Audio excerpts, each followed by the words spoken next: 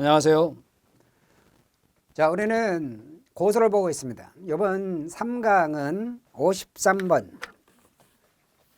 여기부터 나가도록 하죠. 53번 보시면 친고죄 고소에 대한 설명으로 옳은 것을 고르라 그랬어요. 자, 1번 보세요. 수사기관에 옳은 것을 고르라 그러면 여러분 이 옳은 것을 고르라는 문제는 정말 사실 아주 확신을 해도 계속 다 보게 되죠. 사실 지문을. 그래서 옳은 것을 고르라는 문제가 사실은 시간도 오래 걸리고 좀 틀린 거 고르라는 것보다는 짜증나는 문제이긴 합니다. 그러면 1번 보세요. 수사기관이 고소권자를 증인 또는 피해자로서 신문했다는 거예요. 지금 피해자로서 신문했다는 거는요. 뭐 했다는 거예요? 참고인 조사했다는 거예요. 그런데 여기서 여러분이 제가 기본 강의할 때는요. 증인으로 조사했다는 거 있죠. 수사기관은 고소권자를 증인으로 조사했다는 말은 표현은 옳지 않습니다. 참고인으로 조사했다 그래야 되죠. 왜? 증인은 법원 또는 법관에 대해서 진술하는 자를 증인이라 그러지. 그리고 수사기관에 진술하는 자는 왜? 참고인입니다. 그러니까 증인이라는 표현은 적절하지는 않은 거예요. 그런데 이 판례를 갖다가 있죠. 대학원생 같은 분들이 알바하면서 대법원 판례를 정리하시거든요. 그러다 보니까 어떻게 되는 거예요? 그러다 보니까 이분들도 인간인 이상 실력 있는 사람들이 하긴 하는데요. 그분들도 실수를 하게 되는 거죠. 그래서 여기서 보시면 증인 또는 피해자로서 신문을 냈다는 거는 요거는 신경 쓰지 마세요. 그냥 판례 문구니까 지울 수는 없지만 신경 쓰지 마시고 참고인 조사했다는 거예요. 그러면 그 진술에 범인의 처벌을 요구하는 고소권자의 의사표시가 포함되어 있다는 거예요. 그리고 의사표시가 조서에 기재되어 있다는 거예요. 조서에는 어디에 기재된 거예요? 참고인 진술조서에 기재된 거죠. 그러면 참고인 진술조서에 뭐가 기재되어 있다는 거예요? 범인의 처벌을 요구하는 의사표시가 이게 고소의 의사표시예요.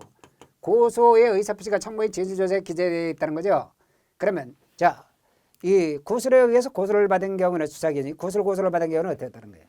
그런 경우에는 고소조서를 작성해야 돼요. 수사기관은. 그런데 고소조서는 독립된 조서일 필요가 있다 없다? 없다는 거죠. 독립된 조서라는 것은 명칭이 고소조서인 걸 말합니다.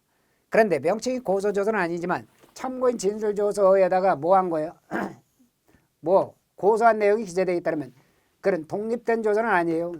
그렇지만 그것도 고소는 독립된 조서일 필요가 없죠. 그렇지만 이거는 고소조서로 본다는 겁니다. 아시겠어요? 그래서 이게 맞는 얘기예요. 그러니까 이게 맞는 거, 정답이 되는 거죠. 그 다음 2번 피고인과 고소인이 작성한 합의서가 1심 법원에 제출됐다는 거죠. 그러면 합의서가 제출됐다면 고소 취소의 효력이 발생합니다. 그런데 이 고소인이 1심 법정에서 이를 번복하는 증언을 했다는 거예요. 그래도 고소 취소의 효력에는 영향이 없다. 이렇게 단정적으로 얘기할 수 없는 게 왜 그러냐면 그 해설에 보시면 강요에 의한 합의다. 그래가지고 번복을 했다는 거죠.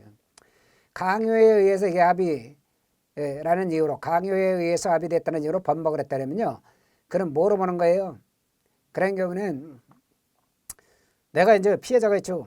범인하고 사이에 범인이 나 고소 이거 합의서 작성해 주지 않으면 그러면 너를 죽이겠다. 이렇게 협박을 해가지고 어쩔 수 없이 강요에 의해서 이거 합의서를 작성해 줬다. 그렇게 나중에 얘기하면서 뭐 하는 거예요? 번복을 한 거예요.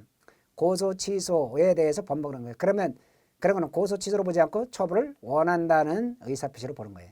이해가 됐어요? 그러니까 그때는 고소 취소로 보지 않는다는 거예요. 그러면 여기에 대해서 고소 취소의 여러 개 영향이 없다 이러니까 틀린 거죠. 이때는 강요에 의한 합의라는 이유로 합의서 합의서를 작성해서 줬다는 거죠. 그렇게 해가지고 이 고소 취소의 의사표시를 번복한다면 고소 취소 아닌 것으로 보는 겁니다. 고소 취소의 효력이 발생하지 않는 것으로 보는 거예요. 그러니까 고소 취소의 효력에는 영향이 없다 이게 틀려요.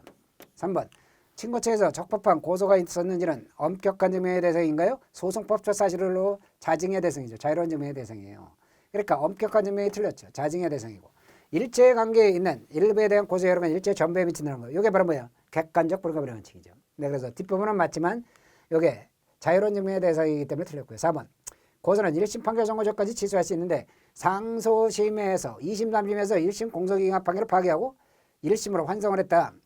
그러면 환송받은 1심에서는 판결 선고 이전이라도 고소 취소를 할 수 없나요? 아니란 말이에요. 고소 취소에서만큼은요.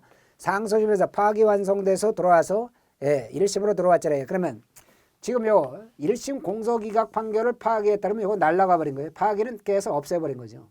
그러면 아직까지는 뭐야? 1심 판결이 선고되지 않은 것으로 보는 겁니다.